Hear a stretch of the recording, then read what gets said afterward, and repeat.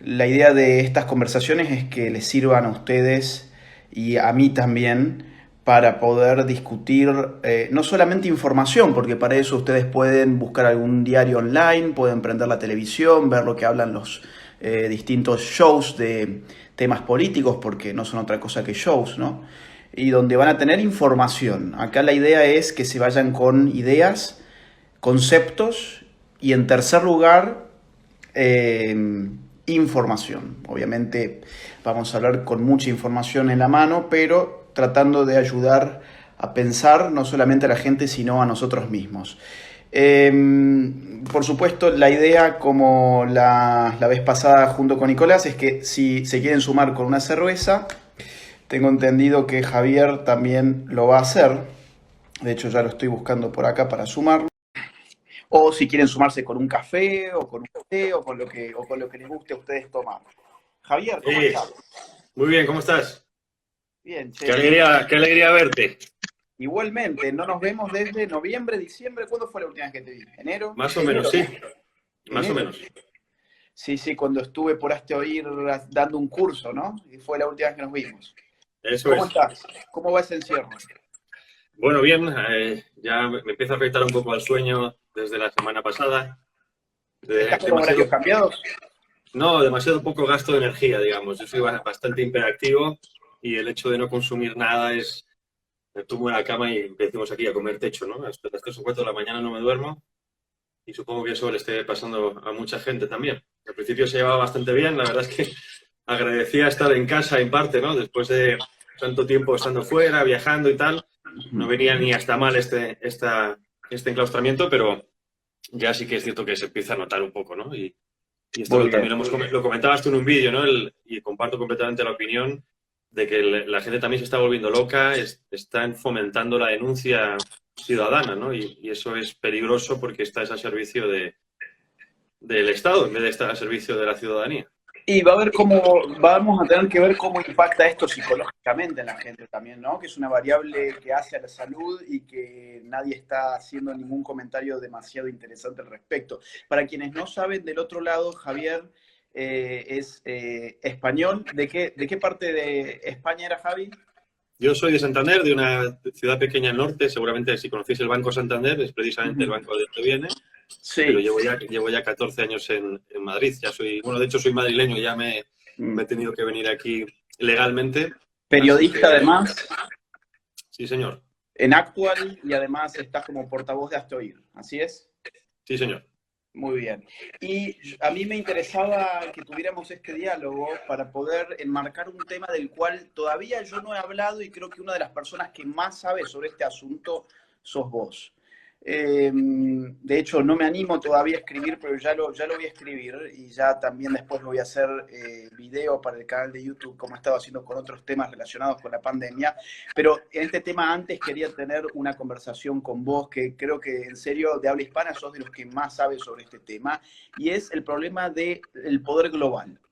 Es decir, acá en este momento estamos en un nuevo escenario donde se van a desplegar una serie de relatos. El Agus, poder perdona. se va... Antes de que sigas, me gustaría simplemente decir a la gente, como lo Adelante. hemos hablado antes, si alguien, la intención era subir este vídeo a YouTube, esperamos que después se pueda grabar, pero si a alguien también le apetece grabarlo y nos lo puede pasar, pues también se agradece en caso de que no sepamos, porque tengo que admitir, yo manejo redes sociales, pero igual después del otoño esto explota, ¿no? Entonces tampoco Sí, quiero sí, que sí, se sí. quede ahí.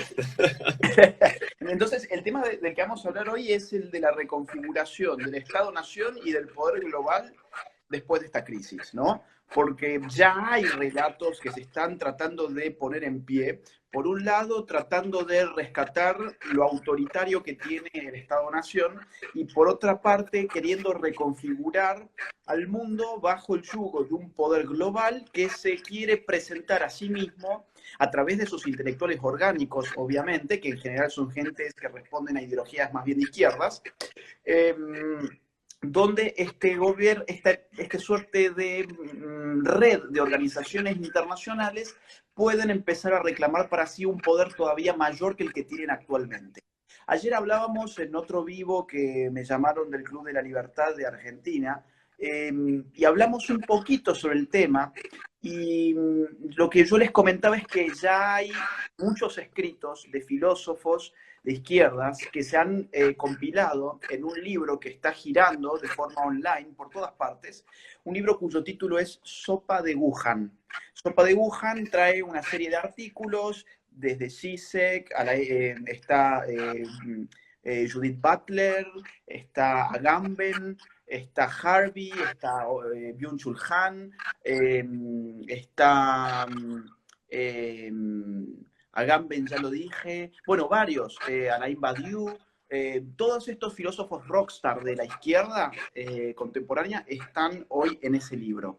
Y lo curioso es que hay una disputa entre ellos sobre si el capitalismo puede sobrevivir o no sobrevivir.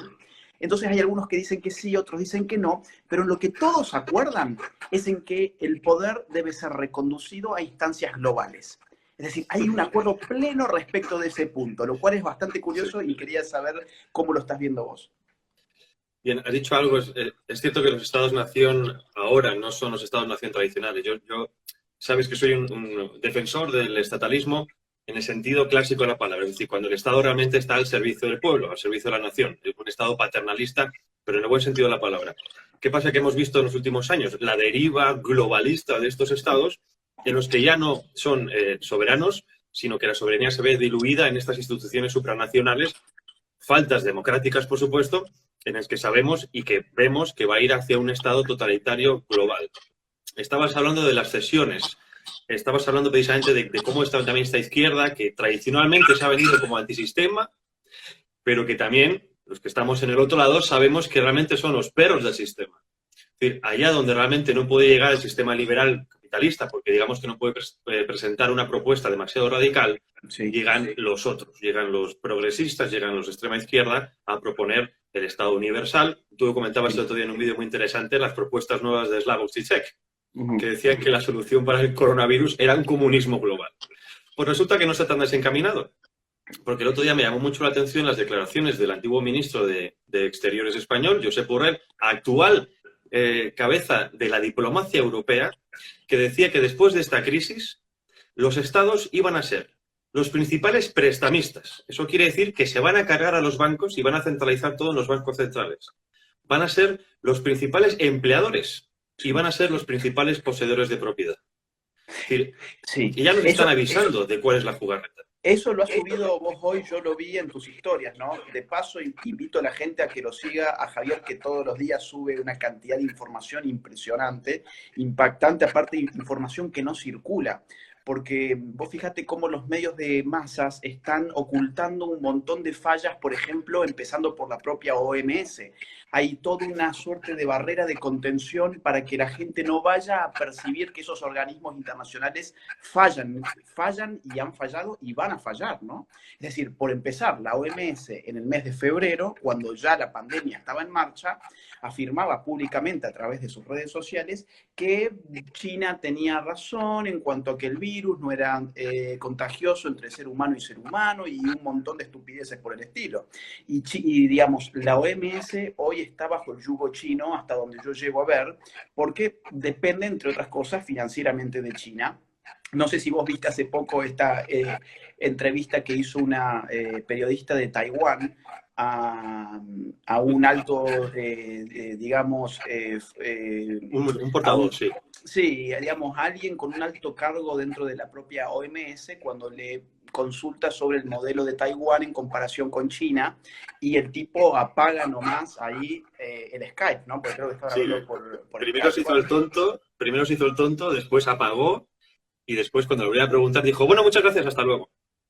Pero hay algo curioso en lo que acabas de decir. Bueno, si os fijáis lo que estaba diciendo Trump, ¿no? Estaba replanteándose la inversión en la Organización Mundial de la Salud porque estaba siendo extrañamente pro-China. Y aquí hay algo interesante. El antiguo director general de la OMS, en parte también le echaron o digamos ha sido criticado porque precisamente avisaba de cómo se estaba privatizando la Organización Mundial de la Salud. Y entre ellos, casualmente, uno de los principales financiadores ahora mismo es Bill Gates. Sí. Hay una foto que sale en Bill Gates con el director, ¿no? Entonces, vemos cómo realmente ya estos organismos internacionalistas, que digamos que en origen el planteamiento es positivo, es decir, un mundo globalizado quizá requiera de un cierto control global, pero desde luego no con fallas democráticas como lo que estamos viendo y tú has marcado antes, ¿no? Entonces, Lo que, dime.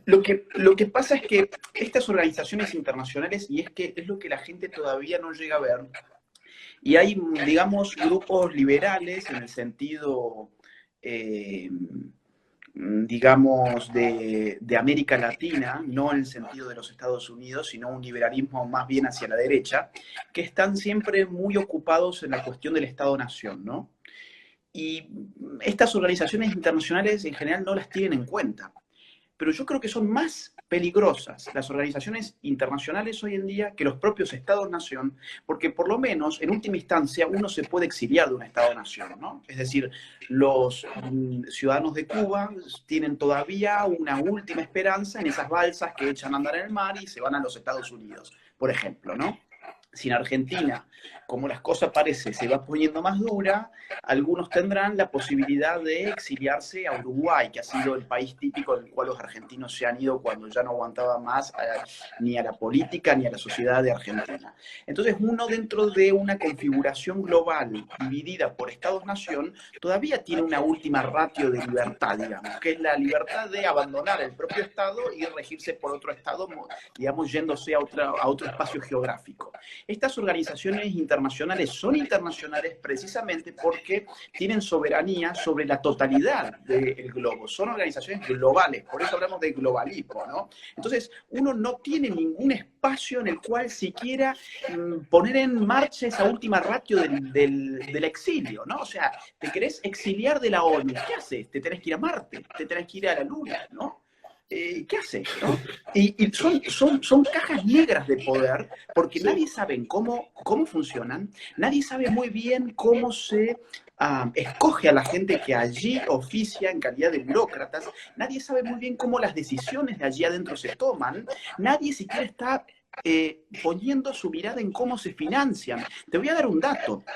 Este último mes, Argentina aportó más de 2.1 millón de dólares, es decir, más de 2.100.000 dólares en la OMS, cuando ni siquiera hay dinero para los respiradores, no hay test en Argentina, no se hacen prácticamente tests, los hospitales públicos son una basura en Argentina, pero bueno, hay que servir a ese poder global dándole más de 2 millones de dólares de los impuestos de los ciudadanos, obviamente. Sí, a ver, la verdad es que esto de las agencias mundiales es cierto que nos lo vendieron con la mejor intención del mundo y es cierto que en algunas cosas digamos que pueden funcionar. Desgraciadamente es lo que estamos viendo es que cada vez están cometiendo más fallos. No más fallos en el sentido técnico de la palabra, porque los cometen, digamos, con razones, ¿no? Quiero decir, el hecho, por ejemplo, de que, como tú has dicho, ¿no? Yo cada vez tengo más claro que quiero escapar de este mundo al que nos están llevando, ¿no? Porque está claro que van a implantar, digamos que esto de la excusa del coronavirus sirve para dar un salto hacia adelante, hacia esa globalización, globalismo, no es lo mismo, globalismo que llevan años intentando buscar, pero que A o por B se les estaba poniendo complicado. Podemos decir, por ejemplo, el no a la paz en Colombia, el tema del Brexit, de Trump, que por cierto seguramente se ha reelegido este año gracias a que se haya marchado el contendente socialista, ¿no? Y como nos van a dejar a Joe Biden, que es un señor que está cagado, pues Trump lo tiene hecho, ¿no? Entonces estamos viendo cómo cada vez estaban implantando, o estaban con la intención de implantar todo esto. Pero en cambio el coronavirus les ha venido de perlas. Y esto ahora, si quieres, luego lo explico un poquito por qué. Y es que ya están diciendo, entre otras instancias, por ejemplo, que hay que eliminar el dinero metálico, que puede ser una posible fuente de contagio, por lo tanto el control de la economía digital es absoluto. Hay que ceder más soberanía fiscal a los bancos centrales porque digamos que tienen que reestructurarse todo el sistema de impuestos, etcétera, etcétera, para poder tener dinero para hacer frente a esto. Y en países como, por ejemplo, la Unión Europea, donde el 80% de las políticas nacionales son elegidas ya en Bruselas, estamos hablando de que prácticamente nos va a quedar nada de soberanía nacional. El otro día me decía un amigo, un analista económico, decía, van a dejar los estados-nación como cáscaras contenedoras de personas, pero todas las políticas van a venir dictaminadas de los organismos internacionales, ¿no? Entonces, nosotros como ciudadanos, el contrato social de Rousseau va a desaparecer, en el cual nosotros cedíamos parte de nuestros derechos para tener ciertos beneficios. Ahora nos van a obligar a ceder continuamente absolutamente todos los derechos, pero ¿qué beneficios vamos a tener ahí? Beneficios, hablo con lo que decía Borrell. Si nos van a implantar un Estado comunista, no ideológicamente comunista, sino hablo en cuanto a funcionamiento, ¿qué derechos nos van a quedar? Ahora estamos viendo que ya no tenemos derechos ni de reunión, ni de libertad de expresión, porque están diciendo que las cosas que tú y yo podemos decir son bulos y que tienen que ser condenados y perseguidos. Sí. Y no nos va a quedar nada. Ahora mismo en España no puedes salir a la calle si no tienes justificación, no te puedes reunir, no puedes hablar, ¿no?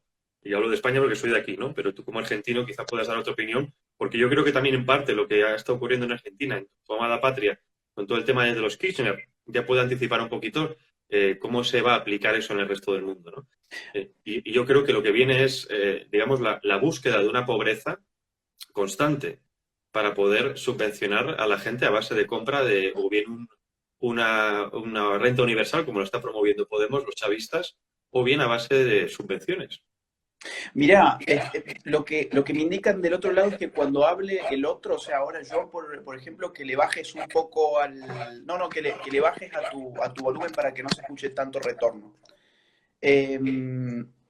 Mirá, sí, efectivamente, yo creo que en Argentina y en España hay que poner un poco el foco para ver lo que está pasando, ¿no? En España, por un lado, tenés a Pablo Iglesias, que es el Chávez español, para quienes no saben. Pablo Iglesias es el Chávez de aquí, España. De hecho, digamos, ha sido un muñeco de todo ese eje de poder. Ha Fue sido un consejero títere. del movimiento Cuarta República. De hecho, en las elecciones de 2006 se presentaron conjuntamente. Podemos ya existía en Venezuela en 2006. Claro, claro. Incluso ha recibido financiamiento, por ejemplo, de Evo Morales, etcétera. Y este sujeto, por ejemplo, si mal no entiendo, ahora está frente o tiene un puesto de poder en el sistema de inteligencia del Estado español, por ejemplo, ¿no? Y al mismo Ahora te cuento, tiempo, sí. hoy encontramos en Argentina, o sea, para irnos de España hacia Argentina, una ministra que da una conferencia de prensa y anuncia que va a haber que va a haber patrullaje en el cual una suerte de policía digital va a estar monitoreando absolutamente todo lo que las personas hacen en Internet para ir generando una suerte de algoritmos que calculen de alguna manera qué está haciendo qué, ¿no? Una vigilancia total y absoluta. Y esto es lo que yo de alguna forma quise comunicar el día 22 de marzo, cuando hablé sobre cómo se iba a transformar las relaciones de poder a partir de este tema del coronavirus. Mucha gente no lo entendió, otra gente me dijo que estaba paranoico, pero lo cierto es que esta crisis está sirviendo para que estos mini totalitarios, porque todavía son mini totalitarios, vayan adoptando tácticas que son propias de los totalitarismos asiáticos, que son grandes totalitarismos, ¿no? Entre otras, una es esta, es decir, el gobierno chino desde hace mucho tiempo ya tiene a toda su población completamente tecnologizada, interconectada a través de Internet, pero todo lo que pasa en Internet no es una realidad que esté ajena al gobierno, sino al revés. El gran ojo, ese Big Brother, ¿no? Ese gran ojo está funcionando permanentemente para monitorear qué hacen los ciudadanos chinos. Bueno, esto uno puede pensar, ok, pero estamos en un tiempo de pandemia, estamos en un tiempo excepcional. El problema es que estas tecnologías de poder, una vez que se legitiman, tirarlas hacia atrás es prácticamente imposible. Ahora, vos que sos experto, paso a otro tema, pero que tiene que ver con lo que estamos hablando, vos que sos experto en el tema de las organizaciones internacionales. ¿Cómo se financian estas organizaciones internacionales? Por ejemplo, la OMS, que tan alabada es, y los medios de comunicación que tanto están haciendo por salvarle el culo, digamos, ¿no? O sea, están ahí intentando que la gente siga creyendo el gran verso de que la OMS es como una entidad deificable, ¿no? O sea, tenemos que rendir una suerte de religión laica, tenemos que rezarle a la OMS porque va a ser nuestro Jesucristo, ¿no? ¿Cómo se financian estas entidades? En todas las entidades internacionales, por ejemplo, la ONU, la Organización Mundial de la Salud, depende de la ONU. La ONU, digamos, es la madre y de ahí salen todas las ramas que tenemos hoy en día, ¿no? Y estos son financiadas por países. Cada país tiene un cupo, digamos que puedes elegir la parte que financias. Estados Unidos históricamente ha financiado gran parte de estas instituciones, pero ¿Qué pasa? Pues se financian con el objetivo de ese globalismo internacional. Cuando surge alguien como, por ejemplo, Trump, que está muy en contra de este globalismo y sabe perfectamente cómo ha afectado negativamente a su país y a otros precisamente por esa falta de soberanía, es cuando se decide dar marcha atrás. Trump, esta amenaza de la Organización Mundial de la Salud, ya se retiró de otras instituciones precisamente por eso, por cómo servía para otros intereses no nacionales. Entonces entramos en la pregunta de, yo financio esto, pero ¿con qué objetivo? Zapatero, el antiguo líder socialista, que ya sabes que es un absoluto convencido del globalismo, fue el inventor de la alianza de civilizaciones. Se pensaba que Occidente era capaz de aliarse con civilizaciones como la musulmana o como la china completamente ajena a la nuestra. Pues él regaló dinero a la ONU. De hecho, la cúpula de las Naciones Unidas de Ginebra, donde yo he estado varias veces, se financió, costó millones de euros, solo es un regalo de España, con el objetivo de que, digamos, fuera bien visto. Esto, claro, cuando tú financias organizaciones para que te traten bien, estamos hablando de que compras intereses o compras tratamientos hacia tu país. Por eso, el antiguo director general de la Organización Mundial de la Salud criticaba la privatización. Es decir, ya no son los estados los que financian, sino que son empresas con intereses muy concretos los que se meten y empiezan a financiar. En este caso, por ejemplo, lo hemos visto recientemente con Bill Gates y los intereses de las farmacéuticas globalistas o de, digamos, las multinacionales farmacéuticas. ¿Por qué digo Bill Gates? Porque ahora mismo para el que no lo sepa, lleva años diciendo que en el año 2015 exactamente, primero que era necesario reducir la población. Segundo, decía que iba a venir una pandemia. Qué casualidad que en el escrito que tiene en su blog de hace 5 años, el virus que publicó es exactamente el mismo virus que coronavirus. Y resulta que ahora, el otro día yo vi una noticia, resulta que ahora tiene la vacuna y ya se está testeando. Resulta sospechoso que alguien como Bill Gates se haya adelantado a otros países como Israel o Estados Unidos que decían que la estaban estudiando, pero que no la iban a sacar hasta dentro de posiblemente de 8 meses. Aquí, obviamente, la gente quizá no sepa de dónde viene. Pero si nos vamos, por ejemplo, a la patente que tiene Pirbright Institute del año 2015, resulta que esa patente es una vacuna del coronavirus. Es cierto que no es del COVID-19 que estamos hoy, pero al menos ya tenía una vacuna para el anterior coronavirus. Ahora mismo seguramente la hayan modificado para este nuevo virus y con esa excusa, con la excusa de la enfermedad, van a implantar el estado definitivo globalista. ¿Y esto por dónde va a venir? No va a venir como pensamos muchos de nosotros, a través de dictaduras posiblemente violentas, en el que haya conflictos sociales, etcétera, etcétera. Viene con la excusa sanitaria. El hecho de que nos digan, que lleva diciendo Bill Gates, y si os habéis dado cuenta, y se lo digo a todo el mundo que nos está viendo, que recientemente está siendo entrevistado como gurú contra el coronavirus. No están entrevistando a científicos, no están entrevistando a expertos, están entrevistando a Bill Gates. Y Bill Gates, en una entrevista recientemente, dijo que la intención era vacunar a toda la población mundial, obviamente con su vacuna, es decir, se va a forrar, y que además está el proyecto ID 2020, que también lo financia él a través de su fundación, que es la implantación del chip. Ese famoso chip que ya llevan años intentando implantar, pero que ha tenido muchas reticencias porque es una violación completa de la privacidad, una violación de la libertad absoluta, pues van a conseguir que a base de este confinamiento, a base de la psicosis, a base del miedo que están creando con los medios de comunicación, la gente acaba aceptando el hecho de que se pongan vacunas y se pongan el chip. Esto es curioso, que te acaba de decir que van a dividir la sociedad en infectados, recuperados, vacunados y enfermos asintomáticos. Y esto mismo está diciendo que va a servir para restringir las libertades de movimiento de las personas. Por ejemplo, tú que estás en España, que posiblemente tu viaje, te lo digo yo desde ya, posiblemente tu viaje de vuelta a Argentina se cancele, porque están hablando de que se va a expandir la reclusión hasta julio. Eso va a servir que personas como tú y yo, que viajamos bastante, que en cierta forma queramos recuperar nuestra vida de antes, porque queremos viajar por el mundo a explicar lo que pensamos y nuestras ideas, tengamos que pasar por el anillo de o bien la vacuna, o bien el chip, o bien las dos. Entonces, ¿eso qué va a servir? Va a ser un control absoluto de la población a nivel global. Y aquí es donde entran ciertas dudas, ¿no? El hecho de que, por ejemplo, China haya inventado ese 5G, que va a aumentar el control de aumentar la velocidad digital, sirve en parte para ese control de la población.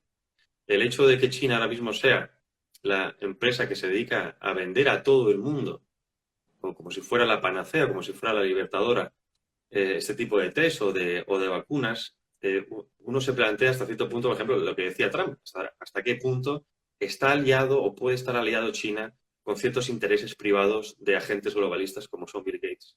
Y esto lo quiero remarcar muy bien, porque estamos viendo cómo la libertad nuestra está siendo completamente sometida. Y digo lo de China porque hace unos años, seguramente muchos lo sepáis, salió la noticia de que habían sacado un nuevo sistema de control de la población a través de cámaras de seguridad, en el que simplemente con leer tu argometría facial sabían perfectamente quién eras. Exactamente.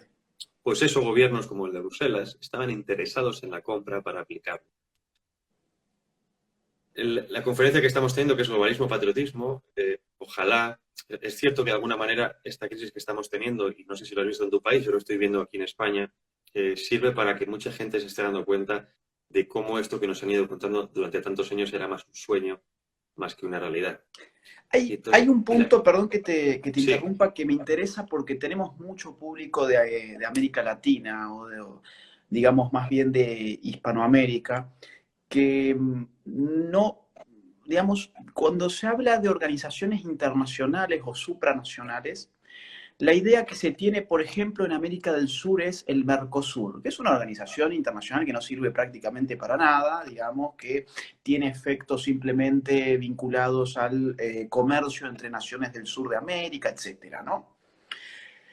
Pero a mí lo que me gustaría es que vos le comentes a la gente qué significa vivir realmente bajo una estructura política supranacional como es la Unión Europea, ¿no? Porque ya no es el Mercosur, donde hay unos acuerdos de libre, más o menos libre comercio, donde las partes se arreglan comercialmente, etcétera. No. Acá ya hay un modelo, un esquema, no vamos a decir global porque no contiene a todo el globo, pero sí es un esquema internacional. Contiene un montón de naciones que coinciden geográficamente en estar dentro de un espacio de lo que llamamos Europa, pero que a efectos reales no comparten lengua, no comparten religión, no comparten una historia en común realmente, no comparten etnias. ¿Cómo es esto de vivir bajo la Unión Europea? O sea, ¿sos más libre, sos menos libre? ¿Quién te gobierna, en definitiva? Y mientras tanto, aguantame, porque yo tengo el celular contra una cerveza, que es la que voy a abrir ahora. Entonces, Dale. que esto se mueve, vos arrancá, porque voy No a te ver cómo preocupes. lo reacomodo. Bien, para aquellos que vivís en Iberoamérica, la Unión Europea nació como el Mercosur. La Unión Europea nació como la Comunidad Económica Europea. Es decir, había un libre mercado entre naciones hermanas europeas. Eso quiere decir que se levantaban aranceles y se abrían fronteras al libre intercambio de mercancías. Que eso después se aplicó, una vez ya se aprobó la Unión Europea, también al libre tránsito de personas. Entonces, todo proyecto tiene su cosa positiva y su cosa negativa. Es cierto que por su momento, y que de hecho el planteamiento de la Unión Europea es en sí positivo. Al menos yo lo veo como algo positivo. Hablo desde un punto de vista teórico. Ahora bien, ¿qué supone? En la práctica supone que todas las Se le la está yendo, soberanía me nacional parece, se ve diluida en un... la conexión, Sí, ¿eh? Hola. ahí está. Sí. Perdón, es Sí. que no sé si a vos se te estaba yendo o era a mí. Si podés No, yo volver con estoy lo que perfecto. estabas Creo que es a diciendo. ti, sí. Ok.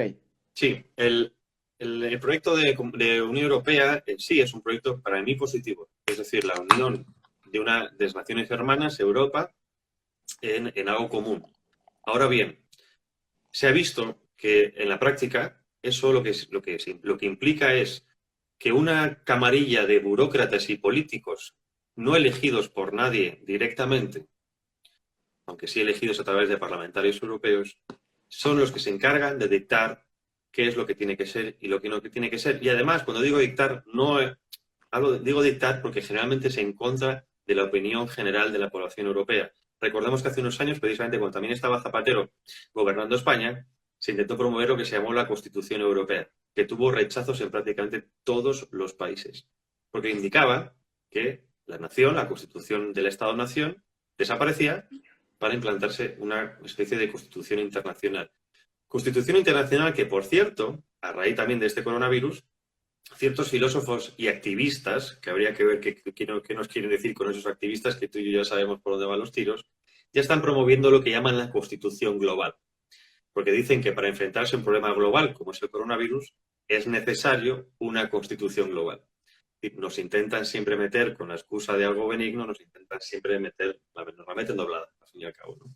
Entonces, ¿qué significa vivir bajo la Unión Europea? Yo nací en la España ya democrática y es cierto que he vivido siempre en esa Europa. He disfrutado de...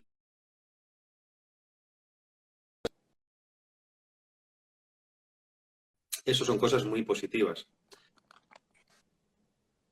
Agus. Bueno, sigo. Eso son cosas muy positivas. ¿Pero qué está ocurriendo? Hemos visto cómo... Ok. Hemos visto cómo Bruselas se ha convertido casi en un leviatán totalitario y además, desde nuestro punto de vista, muy negativo, porque son los principales defensores, entre otras cosas, de la ideología de género y del aborto. ¿Qué pasa en naciones en Europa que no están de acuerdo con ese plan? Pongo el ejemplo del grupo de Visegrado, que es, entre ellos están Polonia y Hungría, los principales, ¿no? Pues se les tacha de totalitarios, se les tacha de antidemocráticos, se les tacha de homófobos, transfobos, es decir, ya sabemos, toda esta sarta de intentos de insulto. Y entonces estamos viendo cómo hay una parte de Europa que ha fagocitado, ha raptado la soberanía nacional y que impone un proyecto elitista sin contar con la opinión de las naciones europeas. La nación europea, o sea, el Estado, digamos, los Estados Unidos europeos, podrían funcionar si realmente los europeos votáramos leyes europeas.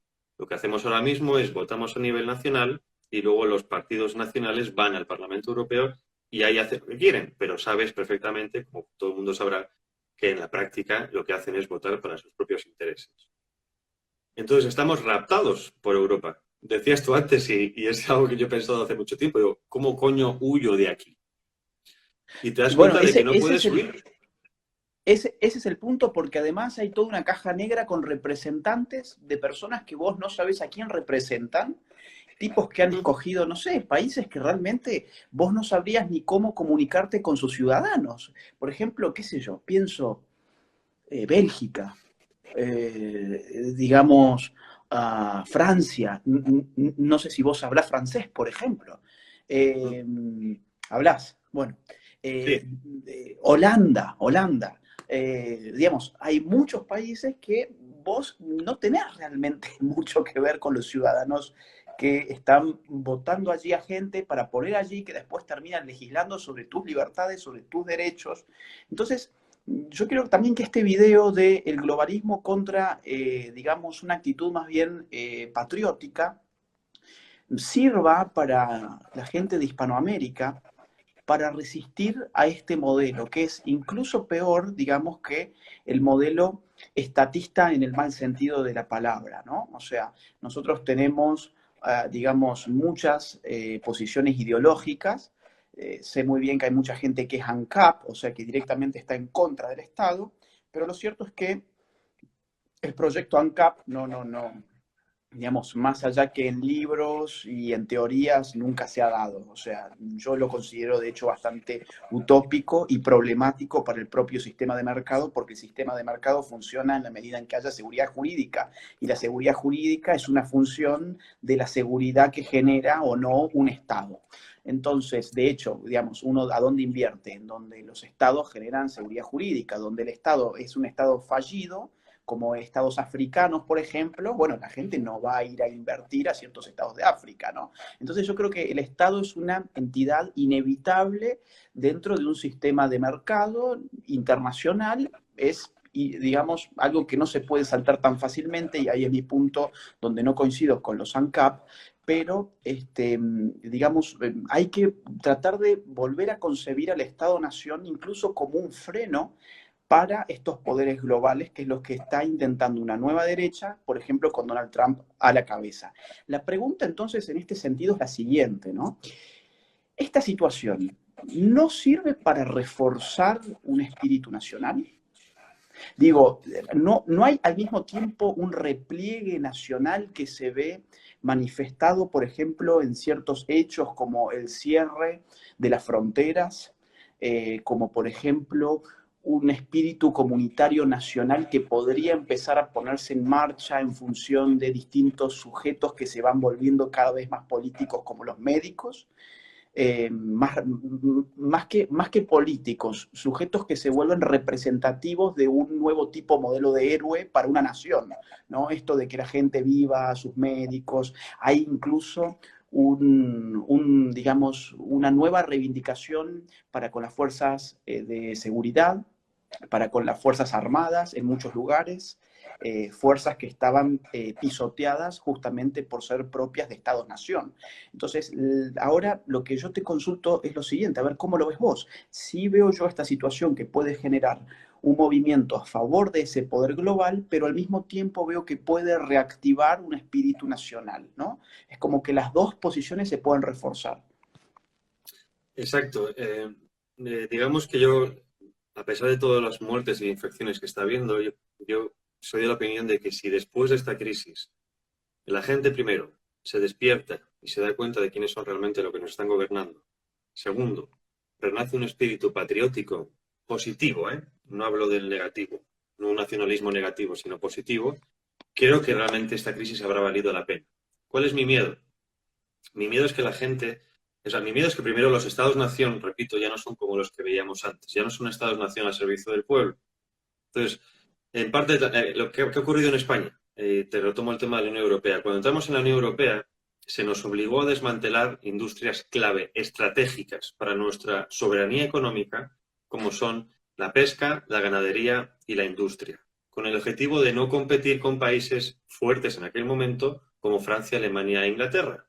Entonces, a cambio de entrar en ese club europeo, vendimos nuestra soberanía económica. Lo que estoy viendo estos días es que la gente se está dando cuenta de cuán importante era tener esa soberanía económica, en especial en el momento en que existe, como estamos ahora mismo, un cierre total y absoluto y los estados-nación tienen que autoabastecerse de alguna manera. Por eso yo estaba criticando ahora las compras a China.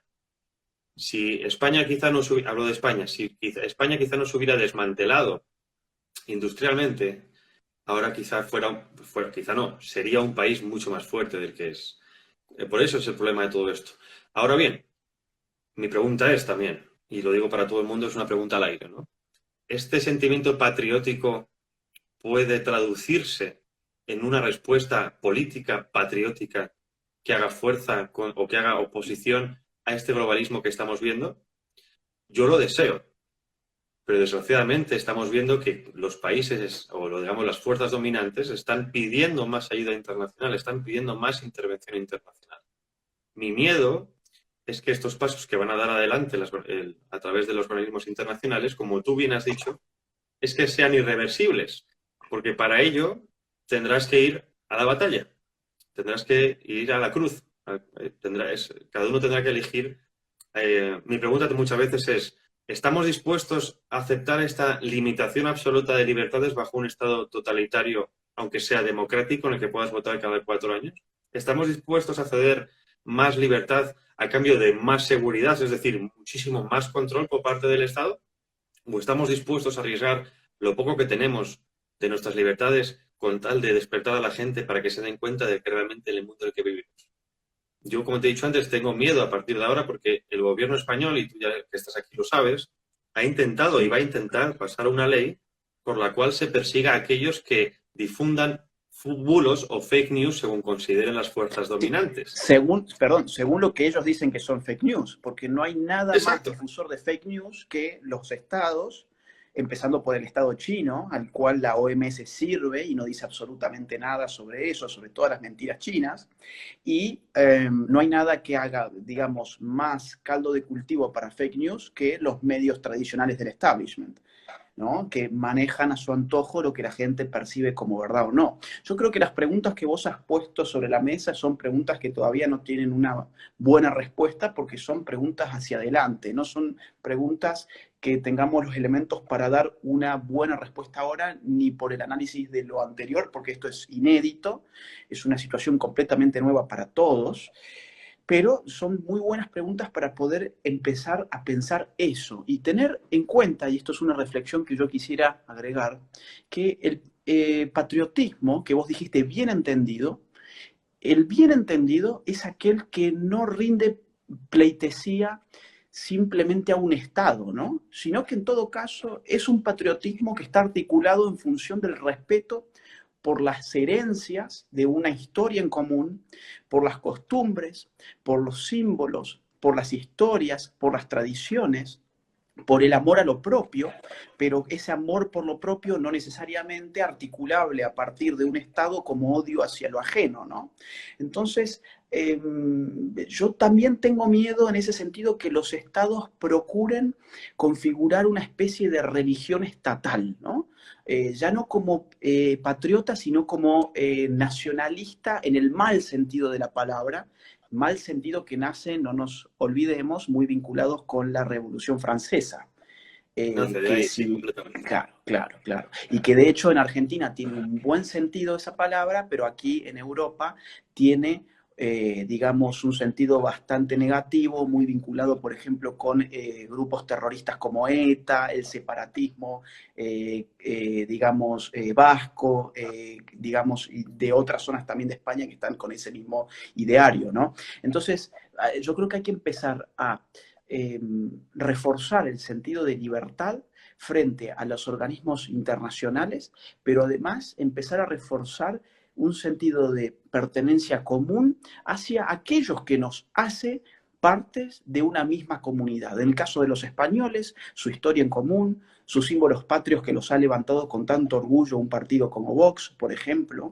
Yo te cuento algo, la otra vez estuve en un meeting de Vox donde me dieron las banderas de España. De hecho, a ver, acá por ejemplo, la tengo, y donde estoy viviendo, que es en el norte, me dicen, bueno, pero vos te vas a pie a tu casa. Sí, yo estoy a pie, tenía que caminar más o menos unos 20 minutos hasta mi casa. Me dice, bueno, que no te la vean por la calle porque es peligroso. O sea, para la gente del otro lado que no sabe, hay sitios de España donde andar con la bandera de España es peligroso.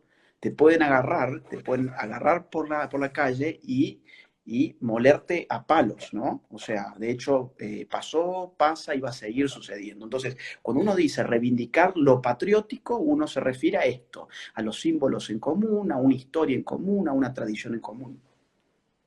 Pero estás diciendo algo muy, muy, muy interesante y es precisamente si os fijáis, o tú acabas de decir ejemplo de España, pero creo que pasa en todos los lugares. Hay un proyecto desde hace años a nivel global que es diluir los estados-nación el sentimiento patriótico en eso que llamamos ciudadano del mundo. Lo que quieren realmente es que desaparezca ese sentimiento de la patria, porque te aferra, como tú bien has dicho, te aferra a unas raíces, te da un sentido de existencia. Yo sé quién soy porque sé lo que ha sido mi familia, sé lo que ha sido de mi patria y sé a dónde puedo llegar. En el momento en que tú destruyes esas conexiones con la persona, destruyes completamente su identidad y eres capaz de moldearlas con lo que tú les ofreces. Últimamente vemos feminismo, ideología de género, transvestismo, homosexualismo.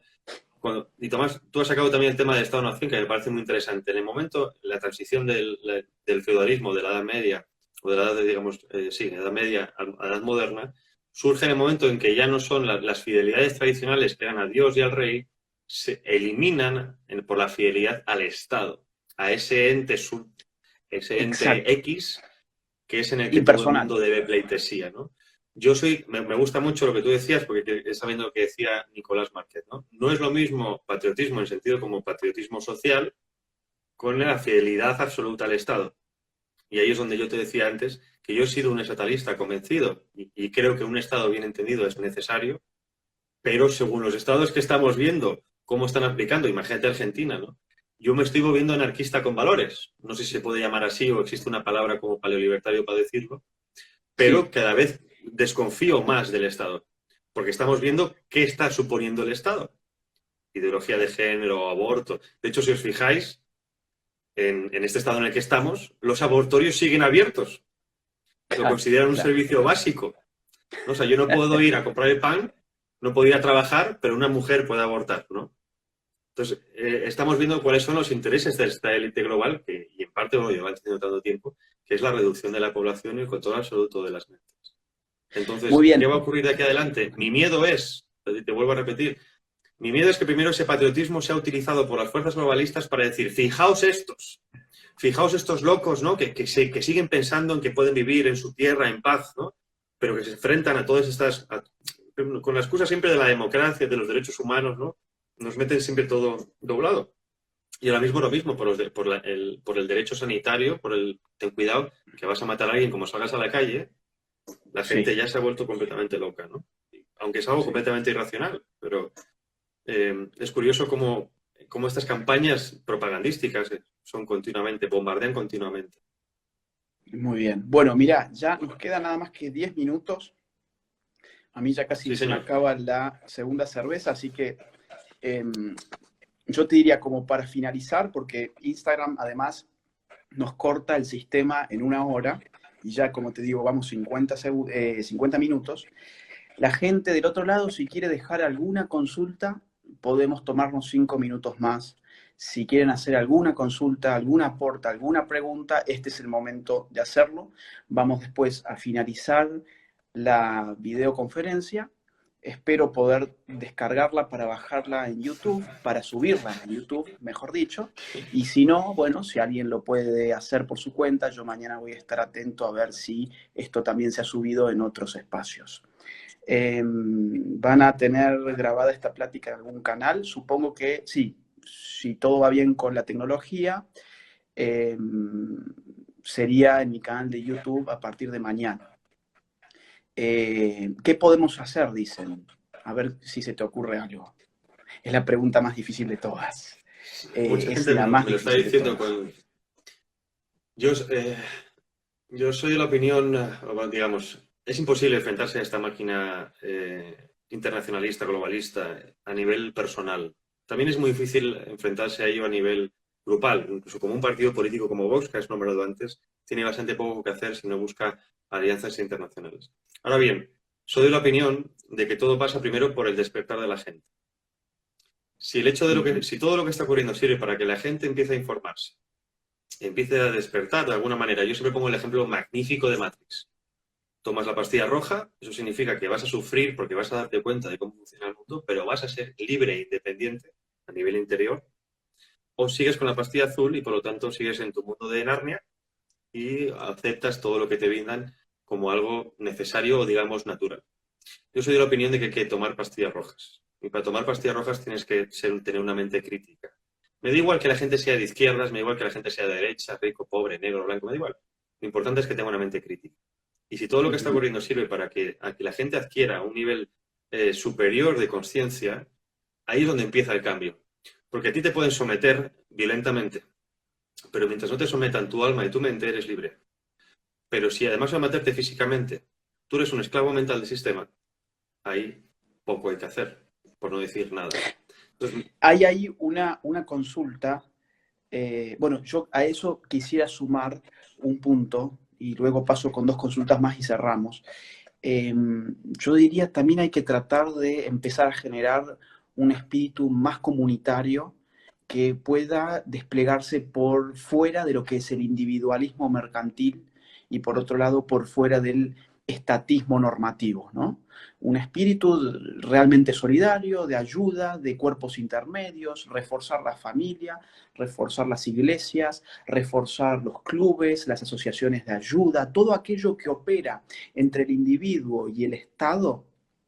Creo que son cuerpos intermedios que este es el momento que tienen para actuar y para mostrar que hay una lógica intermedia entre la normatividad leguleya del Estado, nación y más bien internacional, porque sabemos que la soberanía está perdida hace rato, y por otro lado los intercambios, digamos, que se dan todos los días en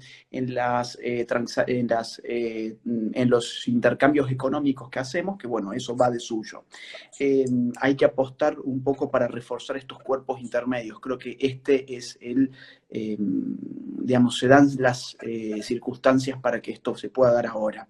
Estaban poniendo por allí algo que es más bien para vos, si hay alguna medida de cómo ha crecido o decrecido la popularidad del PSOE y Unidas Podemos en los últimos días. Digo, ¿cómo le ha afectado esto? Esto es alucinante y vemos que para que sepáis, el PSOE financió hace nada con 15 millones de euros a medios afines al gobierno, es decir, compró su línea editorial y tiene otros 100 millones preparados en publicidad institucional para seguir comprando. Entonces resulta que el otro día, en una encuesta electoral, resulta que los únicos que bajaban eran la oposición, los de derecha, el Partido Popular y Vox. Y que incluso ahora mismo el Partido Socialista seguiría teniendo mayoría absoluta, o prácticamente mayoría absoluta, gobernando con el Podemos. Entonces, obviamente no os puedo decir nada porque las informaciones que hay están completamente manipuladas. Por eso digo que hay que crear conciencia. Es decir, que alguien se crea realmente que esa encuesta tiene una fidelidad 100%, o sea, hay que ser estúpido. Entonces, manipulan con los medios de comunicación. Es complicado. O sea, en España lo curioso es que a pesar de todo esto, según las encuestas oficiales, siguen teniendo el gobierno en las manos. Lo cual a mí me parece completamente... Son, digamos, como los índices de muertos de China, ¿no? Vos fíjate, Claro, agrego ahí. es que resulta que el otro día las morgues están avisando de que los muertos reales suponen un 40 a un 70% más de los contados oficialmente, porque resulta que a nivel prácticamente todos los países del mundo, aquí os invito a vosotros en vuestros países a investigar, resulta que solo están contabilizando como muertos por coronavirus a aquellos que habían sido testeados con coronavirus. Es decir, que si tú estás muerto por coronavirus, pero no te han hecho la prueba, no cuentas como muerto por coronavirus. Entonces, están intentando minimizar las cifras porque es auténticamente devastador. O sea, llevamos 15.000, posiblemente sean el triple en España. Mira, hace una semana, 10 días máximo, en un medio muy importante, si mal no recuerdo era The Guardian, salió un dato que me parece relevante. Se anunciaba allí que en las últimas semanas, en los últimos 2 o 3 meses, como máximo, en China se han dado de baja 20 millones de líneas de celular. Es decir, 20 millones de líneas de móvil, ¿no? De móviles. Digo, una sociedad tan dependiente de lo tecnológico y las comunicaciones, digamos, como son los asiáticos en general. Bueno, también los occidentales somos hoy en día, pero esta gente también tiene sus celulares y, digamos, en masa. Que se hayan dado de baja 20 millones de móviles, yo supongo que es un dato no como para concluir que hay 20 millones de muertos, pero sin lugar a dudas es un episodio curioso como para tener en cuenta, porque al mismo tiempo no podemos creer que hayan apenas un puñadito de miles en China, ¿no? De muertos. Y este es el tipo de información que avala al mismo tiempo, por ejemplo, la OMS. Por eso digo, hay que empezar a descreer de estos organismos internacionales porque están regidos y financiados, aparte, por intereses políticos. Última, y cerramos porque nos quedan 5 minutos. Pregunta, ¿qué posibilidades hay de reclamar, digamos, una suerte de responsabilidad internacional a China a través de organismos internacionales? ¿Qué posibilidad hay de que los organismos internacionales reclamen responsabilidad internacional a China? Yo pienso lo mismo. Ninguna. Cero y absolutamente cero. Tened en cuenta que ahora mismo creo que China es la directora o la representante, o digamos el encargado de la Administración de Derechos Humanos de la ONU, o sea, es algo rotatorio, ¿no? Hace poco fue Arabia Saudí, os podéis imaginar qué gente está encargada de los derechos humanos, ¿no? El problema de todo esto es que países como China, bueno, el hecho de que Naciones Unidas tengan varios países veto, que son Estados Unidos, China, Rusia, Inglaterra, Francia, creo que es, alguno más, ya indica que esto no va a ningún lugar. Cualquier medida que se intente tomar a nivel internacional, bien sea para aplacar la ira de Trump, bien sea para aplacar cualquier otra ira a China, etcétera, el hecho de que una persona ya tenga veto, un país, todas las medidas internacionales están completamente fuera de lugar.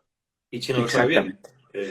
Y además, China en nuestras democracias occidentales nos venden siempre que la fortaleza está en nuestra diversidad y que nuestra fortaleza está en nuestra democracia. Pero es al revés. Frente a países totalitarios como China, comunistas, somos completamente débiles. China se planteó hace 100 años con el gran salto delante dónde iba a estar ahora. China tiene equiparidad. El planteamiento de China es que en 2025 equipare tecnológicamente a Estados Unidos. Estamos hablando de dentro de 5 años. Y superioridad absoluta en el mercado en 2050, 2049, justo 100 años después del gran salto de la revolución china. China, al hecho de ser un país totalitario, tiene unas facilidades, entendedme con lo que digo, que no tenemos nuestros países que somos democráticos y que estamos en continuo debate social. Entonces, contra eso, nada tenemos que hacer. Y la pregunta es, y lo dejo en el aire, ¿qué han hecho nuestras compañías, nuestras empresas nacionales, las multinacionales, yéndose a China? ¿Cuál era el objetivo de dejar de lado al obrero nacional a favor de una China donde no hay derechos y donde posiblemente, y donde se ve que pagas mucho menos, ¿no? Eso lo dejo en el aire para que la gente medite qué es lo que han ido haciendo nuestras empresas y nuestros gobiernos alimentando al dragón.